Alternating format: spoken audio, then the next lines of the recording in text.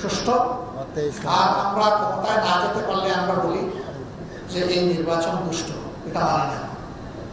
এবং সাথে সাথে এটাও বলি যে একদিনের জন্য শান্তিতে থাকতে দেব না সরকার।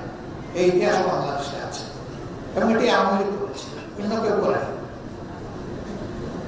আনফরচুনেটলি নির্বাচনের তারিখ ঘোষণা করায় খুশি জামায়াতে ইসলামী বাংলাদেশ।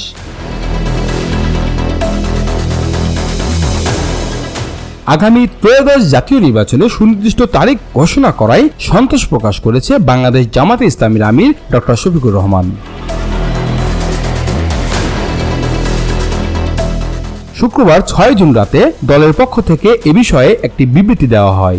বিবৃতিতে জামাতের আমির বলেন, অন্তর্বর্তী সরকারের প্রধান উপদেষ্টা ডক্টর মোহাম্মদ ইউনূস জাতির উদ্দেশ্যে প্রদত্ত ভাষণে বলেছেন, ত্রয়োদশ জাতীয় সংসদ নির্বাচন ২০২৬ সালের এপ্রিলের প্রথমার্ধে যে কোনো একটি দিন অনুষ্ঠিত হবে।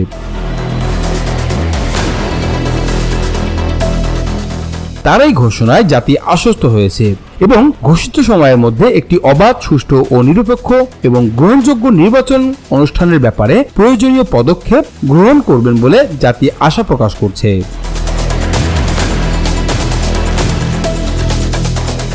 তিনি আরো বলেন, জাতির তীব্র আকাঙ্ক্ষা সংস্কার, বিচার ও নির্বাচন এই তিনটি বিষয়ের ভিত্তিতে এবং জুলাই সনদ প্রণয়ন ও বাস্তবায়নের মাধ্যমে অন্তর্বর্তীকালীন সরকার বাংলাদেশকে একটি সুষ্ঠু গণতান্ত্রিক ধারায় ফিরিয়ে আনতে সক্ষম হবে। এর আগে প্রধান উপদেষ্টা সন্ধ্যা ৭টায় জাতির উদ্দেশ্যে ভাষণে নির্বাচনের জন্য ২০২৬ সালের এপ্রিল মাস ঠিক করে ঘোষণা করেন।